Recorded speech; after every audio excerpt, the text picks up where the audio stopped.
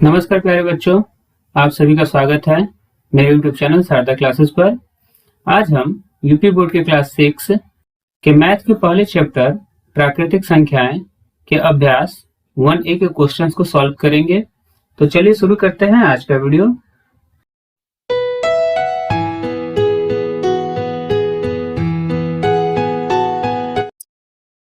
पहला क्वेश्चन है, निम्नांकित संख्याओं को संख्यांकों में व्यक्त कीजिए। यहाँ इन्हें संख्यांकों में व्यक्त करने के लिए कहा गया है। तो संख्यांक का मतलब होता है अंकों में व्यक्त करना, ठीक है। तो हमें यहाँ ये जो संख्याएं दिए गए हैं, इन संख्याओं को अंकों में व्यक्त करना है। तो पिछली कक्षाओं में हमने इन संख्याओं को अंकों में लिखने सीखा है, ठीक है। आइए इसे एक बार दोहरा लेते हैं। तो संख्याओं को अंकों में लिखने के लिए हम उनके स्थानीय मान के अनुसार लिखते हैं, ठीक। जैसे यहाँ लिखा हुआ है 427, तो यहाँ सबसे बड़ा स्थान जो है वह 100 का है। 100 मतलब सैकड़ा, तो हम सैकड़े के स्थान तक बिंदु लगाएंगे, जैसे इकाई, दहाई और सैकड़ा। अब 100 में है 4, मतलब सैकड़े में 4 लिखना है, तो यह हो गया हमारा 400। और 27 मतलब 27 को हम लिखते हैं तो 2 दहाई और 7 इकाई के रूप में लिखते हैं। तो यहाँ 2 हमारा दहाई है, तो इसे हम 2 दहाई पर लिखेंगे, और 7 इकाई है तो हम इसे 7 पर लिखेंगे, ठीक है। इसी प्रकार हम अगले नंबर को देखेंगे। अगला है 3501। 3501, तो यहाँ सबसे बड़ा जो स्थान है वह 1000 का है, तो हम 1000 के स्थान तक चिन्ह बनाएंगे, इकाई, दहाई, सैकड़ा और 1000। 1000 में हमें 3 लिखना है, तो 1000 के स्थान पर हम 3 लिखेंगे। सैकड़े में है 5, 500, 100 का मतलब होता है सैकड़ा, तो सैकड़े के स्थान पर हम लिखेंगे 5। और 1 है, 1 मतलब 1 हमारा इकाई है। इसका मतलब यह हुआ कि दहाई के स्थान पर कोई भी अंक नहीं है, इसलिए हम यहाँ 0 लिखेंगे, ठीक है। इस प्रकार यह हमें 3501 प्राप्त होगा, ठीक है। अगला है 115। 115 मतलब 100वें स्थान तक लिखना है। 100 मतलब सैकड़ा, तो हम यहाँ स्थान बनाएंगे, इकाई, दहाई, सैकड़ा। बिंदु से हम उनके स्थान का चिन्ह बना लेंगे, ठीक है। इससे अंकों में लिखने में आसानी हो जाता है।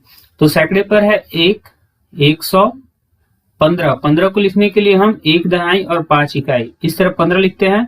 तो इसमें हमारा दहाई के स्थान पर 1 है, तो हम यहाँ दहाई के स्थान पर 1 लिखेंगे, और इकाई के स्थान पर 5 है, तो इकाई के स्थान पर 5 लिखेंगे। इस प्रकार यह हमें 115 प्राप्त होगा। अगला है 79029। 79029, तो देखिए यहाँ सबसे बड़ा स्थान जो है वह 1000 का है, और 1000 के स्थान पर जो संख्या है वह 10 से अधिक है। 79 जो है हमारा 10 से अधिक है, इसलिए हम यहाँ जब स्थान का चिन्ह बनाएंगे तो हम 10,000 तक का बिंदु लगाएंगे, जैसे इकाई, दहाई, सैकड़ा, 1000 और यह 10,000। अब 10,000 में हमें 79 लिखना है। 79 मतलब 79, 79 उसके बाद 80, ठीक। अब देखिए यहाँ 10,000, 1000 में 2 अंक होते हैं, 1000 और 10,000। तो दहाई पर जो है वह 10,000 पर 7, और इकाई पर जो है 9, वह 1000 के स्थान पर हो जाएगा। इस प्रकार यह हमें 79,000। अब उसके बाद है 29। 29 हमें 2 दहाई और 9 इकाई के रूप में प्राप्त होता है। तो यहाँ इकाई पर हमें 9 है, तो हम इकाई पर 9 लिखेंगे, और दहाई पर 2 है, तो दहाई पर 2 लिखेंगे। अब देखिए यहाँ 100 नहीं दिया गया है, इसका मतलब सैकड़े के स्थान पर कोई भी अंक नहीं होगा, और इसके लिए हमें सैकड़े के स्थान पर 0 लिखना होगा, ठीक है। इस प्रकार यह हमें 79,029 के रूप में प्राप्त हो जाएगा। तो बिंदु लगा देने से हमें दिए गए संख्याओं के स्थानीय मान का पता चलता है, और उससे हमें यह पता चलता है कि इनमें से किस स्थान के अंक को नहीं दिया गया है, और उस स्थान पर हम 0 लिखते हैं। इस प्रकार लिखने से हमें गलतियां कम होती है। अब अगर यदि हम स्थान ना लगाते तो अक्सर बच्चे गलती करते हैं। 3501 लिखा हुआ है, तो लिख लेंगे 351। अब इस प्रकार यह 351 के रूप में प्राप्त होगा, ठीक है। तो यह जिन बच्चों को स्थानीय मान का ज्ञान कम होता है वह ऐसी गलती बार बार करते हैं, ठीक है। अब हम अगले क्वेश्चन को देखेंगे। दूसरा क्वेश्चन है, निम्नांकित संख्याओं को शब्दों में लिखिए। अब यहाँ जो संख्याएं दिए गए हैं उन्हें हमें शब्दों में लिखना है। तो संख्याओं को पढ़ने के लिए हम उन्हें कॉमा लगाकर अलग करते हैं, जिससे उनको पढ़ने में आसानी हो जाती है। जैसे पहला संख्या है 7019, तो हम जब इसे पढ़ेंगे तो इकाई दहाई सैकड़ा के बाद कॉमा लगा लेंगे, जिससे हजार का जो संख्या है वो अलग हो जाएगी। अब इसे हम 7019 के रूप में पढ़ेंगे और इसे जब शब्दों में लिखना होगा तो लिखेंगे 7। अब 7 किसके स्थान पर है? तो हजार के स्थान पे, तो 7019। सैकड़े के स्थान पर कुछ भी नहीं है तो हम 100 को नहीं लिखेंगे। ठीक है। अगला है 23013, तो इसे हम कॉमा लगाकर पहले अलग करेंगे। इकाई दहाई सैकड़ा के बाद हम कॉमा लगाते हैं 3 अंकों के बाद। अब 2 अंकों के बाद कॉमा लगाते हैं, 1000, 10,000 के बाद कॉमा लगाते हैं। तो 10,000 के बाद कोई अंक नहीं है, इसलिए हम यहाँ कॉमा नहीं लगाएंगे। अब देखिए कॉमा के बाद हमें क्या प्राप्त है? 23, तो हम इसे एक साथ पढ़ेंगे और लिखेंगे 23। अब 23 हमारा हजार के स्थान पर है तो हम इसे लिखेंगे 23,000। सैकड़े के स्थान पर कुछ नहीं है तो हम सैकड़े के स्थान को नहीं लिखेंगे। और हम इकाई और दहाई को एक साथ पढ़ते हैं, तो दहाई पर 1 है और इकाई पर 3 है, तो इस प्रकार यह हमें 13 के रूप में प्राप्त होगा। तो 23,013। ठीक है, यह क्या लिखा हुआ है? 23,013। अब अगला है 69379। ठीक, अब हम इसे स्थानीय मान के आधार पर अलग करेंगे। इकाई दहाई सैकड़ा, सैकड़ा के बाद कॉमा लगाएंगे, उसके बाद है 1000, 10,000। तो 1000 के स्थान को हम एक साथ पढ़ते हैं, तो 1000 पर हमें 69 लिखा हुआ है तो हम इसे लिखेंगे 69,379। ठीक है, 69,379। सैकड़े के स्थान पर 3 है तो हम इसे 300, और इकाई और दहाई पर मिलाकर हमें 79 लिखा हुआ है तो हम इसे एक साथ लिखेंगे। ठीक, अगला है 893059। ठीक, अब इसे फिर हम स्थानीय मान के आधार पर अलग करेंगे। इकाई दहाई सैकड़ा के बाद कॉमा लगाएंगे, फिर 1000, 10,000। 10,000 के बाद ये हमारा स्थान बदल रहा है, लाख का हो रहा है, तो फिर हम यहाँ कॉमा लगा लेंगे। ठीक है, पहले हम 3 अंकों के बाद कॉमा लगाते हैं, उसके बाद 2-2 अंकों के अंतराल पर हम कॉमा लगाते हैं।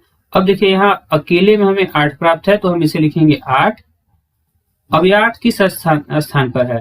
तो इकाई दहाई सैकड़ा, 1000, 10,000, लाख के स्थान पर है तो हम इसे लिखेंगे 8 लाख। अब 1000 के स्थान पर जो 2 अंक हैं इसे हम एक साथ पढ़ते हैं। अब यह 90 और 3 93, तो हम इसे लिखेंगे 93, और यह 1000 के स्थान पर है तो 93,000। अब देखिए यहाँ सैकड़े के स्थान पर कुछ नहीं है तो हम इसे नहीं लिखेंगे, और दहाई और इकाई को एक साथ पढ़ेंगे तो यह हमें 59 के रूप में लिखा हुआ है तो हम लिखेंगे 8,93,059।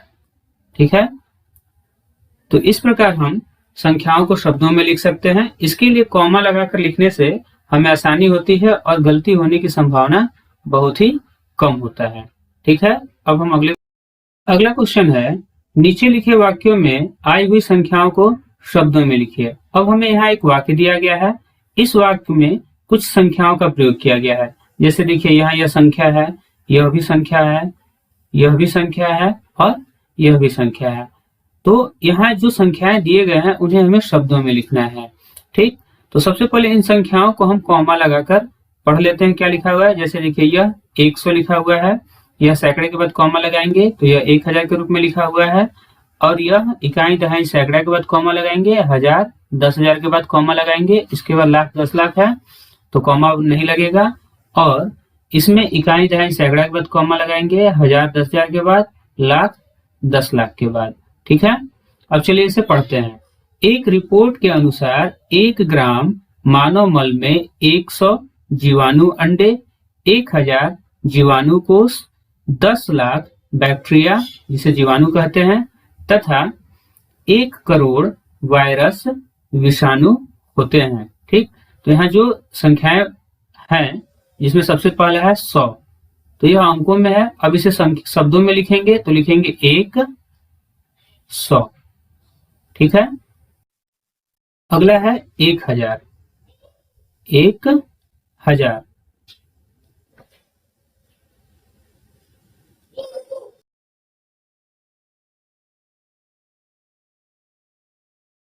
अगला है 10 लाख। देखिए कॉमा लगा लेने से आसान हो जाता है। यहाँ कॉमा लगाएं, यह 1000 का हो गया और यह लाख का, तो 10 लाख, तो इसे लिखेंगे 10 लाख। ठीक है। अंतिम है 1 करोड़। तो देखिए ये करोड़ का हो गया, करोड़ के बाद लाख होता है, लाख का कॉमा लगाएंगे, उसके बाद 1000, उससे पहले मतलब, तो ये 1000 का हो गया और यह इकाई दहाई सैकड़ा का हो गया। ठीक, और यह 1 करोड़ के रूप में लिखा गया है। ठीक है। अब हम अगले क्वेश्चन को देखेंगे। तीसरा क्वेश्चन है निम्नांकित संख्याओं में अंकों को छाटिए। अब हमें यहाँ कुछ संख्याएं दिए गए हैं और इन संख्याओं में से हमें अंकों को छाटना है। संख्याएं हैं 10, 11, 18, 0 और 3।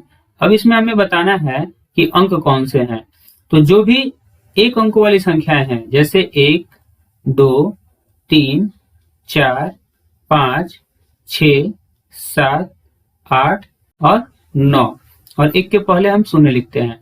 इन्हीं अंकों के सहायता से हम पूरे गणितीय संख्याओं को लिखते हैं। तो अंक हमारे यही 10 जो हैं, ये हमारे अंक हैं। ठीक, अब इनकी सहायता से हम संख्याओं को लिखते हैं। जैसे यहाँ 10 लिखा हुआ है, तो इन्हीं अंकों के सहायता से लिखा हुआ है। जैसे 1 और 0 को मिलाकर 10, 11, 1 और 1 मिलाकर 11, 1 और 8 मिलाकर 18 लिखा गया। ठीक है, तो ये हमारे संख्याएं हैं। 0 और 0 जो है वो हमारे अंक हैं। तो हमारे अंक कौन कौन से हो जाएंगे? 0 और 3। ये हमारी संख्याएं भी हैं। ठीक, जब एक अंकों की संख्या पूछा जाएगा तो उसमें 3 को प्रयोग किया जाता है। ठीक है, और अंक पूछा जाएगा तो हम इसे अंक में भी लिख सकते हैं। ठीक है। अब हम क्वेश्चन नंबर 4 को देखेंगे। चौथा क्वेश्चन है 1, 2, 3 से बनने वाली 3 अंकों की सभी संख्याएं लिखिए जबकि अंकों की पुनरावृत्ति ना हो। तो यहाँ हमें 3 अंक दिए गए हैं, 1, 2 और 3। इससे हमें 3 अंकों की संख्याएं बनानी है और उसमें अंकों की पुनरावृत्ति नहीं करना है। ठीक है।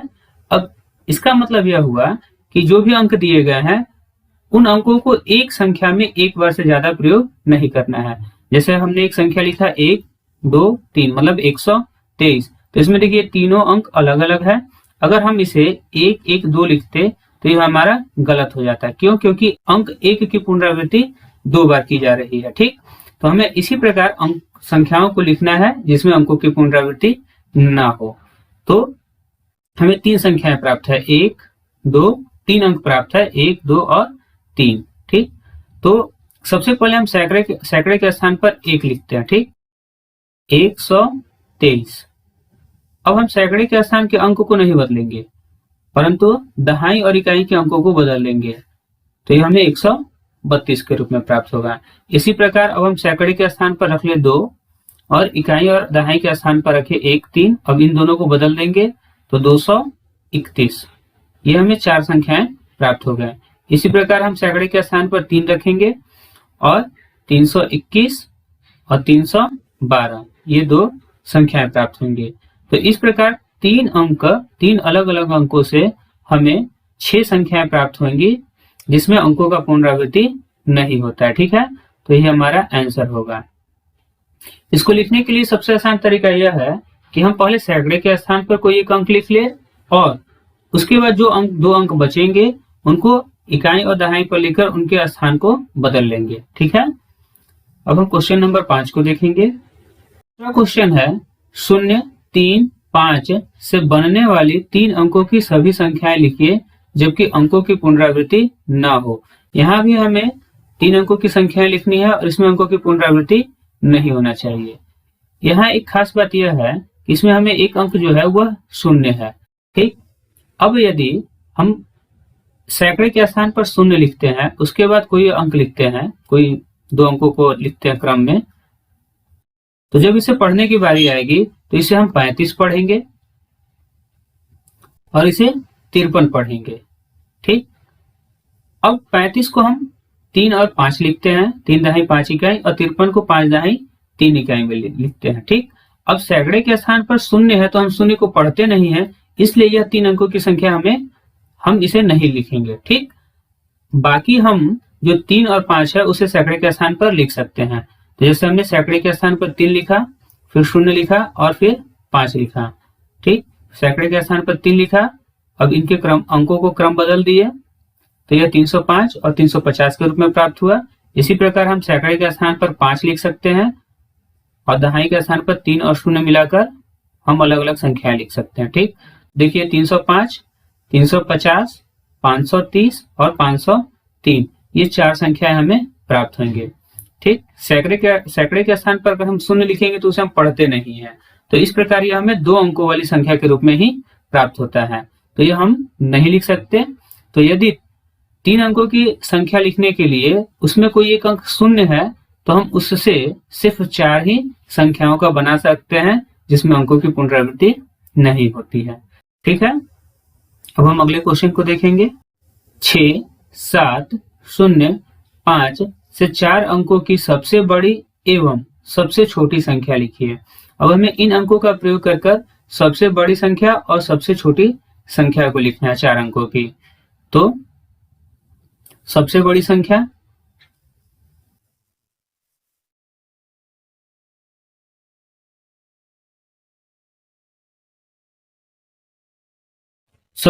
बड़ी संख्या लिखना बहुत ही आसान है। इसमें हम सबसे पहले सबसे बड़े अंक को लिखते हैं। तो इसमें सबसे बड़ा अंक क्या है? सबसे बड़ा अंक हमारा 7 है, तो हम एक बार 7 लिखेंगे। अब इससे छोटा क्या है? 6, तो हम 6 लिखेंगे।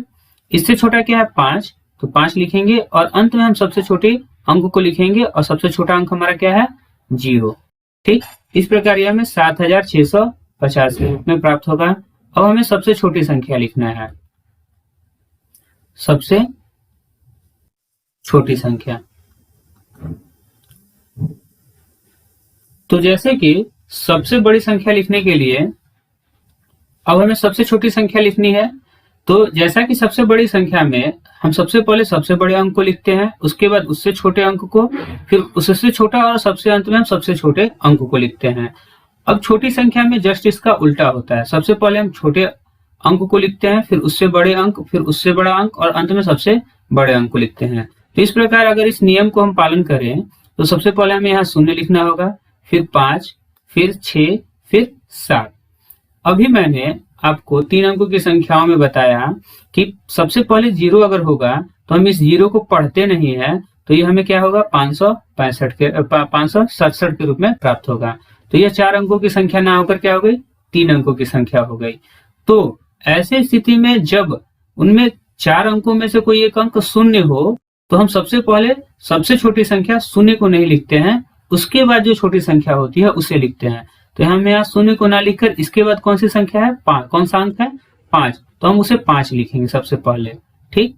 अब इसके बाद हम सबसे छोटे अंक 0 को लिखेंगे और इसके बाद 5 से जो बड़ा है उसे लिखेंगे। 5 से बड़ा है 6 लिखेंगे और अंत में सबसे बड़े अंक को लिखेंगे 7। इस प्रकार ये हमें 5067 के रूप में प्राप्त होगा, ठीक है।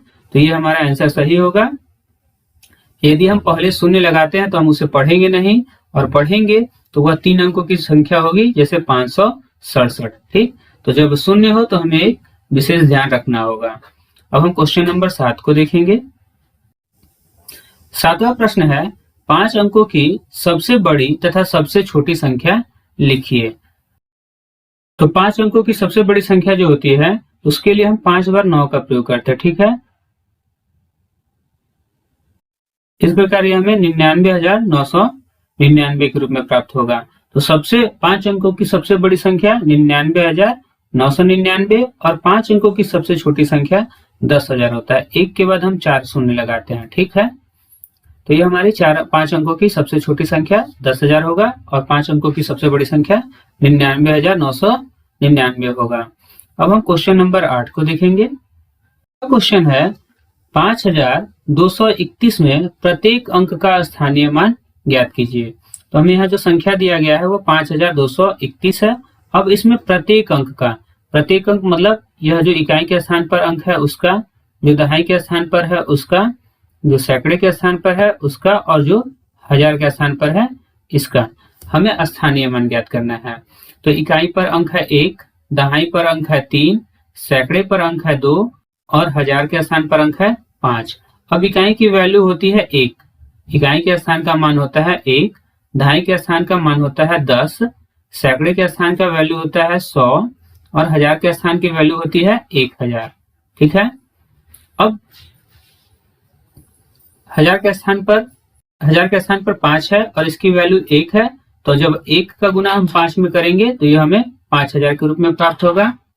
सैकड़े के स्थान की वैल्यू होती है 100 और सैकड़े के स्थान पर अंक है 2, तो यह हमें 200 के रूप में प्राप्त होगा। दहाई पर है 3 और इसकी वैल्यू है 10, तो इसकी वैल्यू हो जाएगी 30 और इकाई का होगा 1। ठीक, तो इस प्रकार हम प्रत्येक अंक का स्थानीय मान ज्ञात करते हैं। अब हम क्वेश्चन नंबर 9वां क्वेश्चन है 636 में दोनों 6 के स्थानीय मान ज्ञात कीजिए। तो देखिए यहाँ पे 636 में दो छेदी प्राप्त हैं, एक इकाई के स्थान पर है और एक सैकड़े के स्थान पर है, तो हमें इन दोनों छह का स्थानीय मान ज्ञात करना है। तो यहाँ यह इकाई के स्थान पर है तो इसकी वैल्यू 1 और यह सैकड़े के स्थान पर है तो इसकी वैल्यू 100। अब 6 का गुना 1 में करेंगे तो यह 6 के रूप में प्राप्त होगा और 6 का गुना 100 में करेंगे तो यह 600 के रूप में प्राप्त होगा। तो इस प्रकार हमें दोनों 6 के स्थानीय मान प्राप्त हो जाएंगे। ठीक है, तो इस प्रकार अभ्यास 1A के सारे प्रश्न हो गए। अब हम अगले वीडियो में नए अभ्यास के साथ मिलेंगे, तब तक के लिए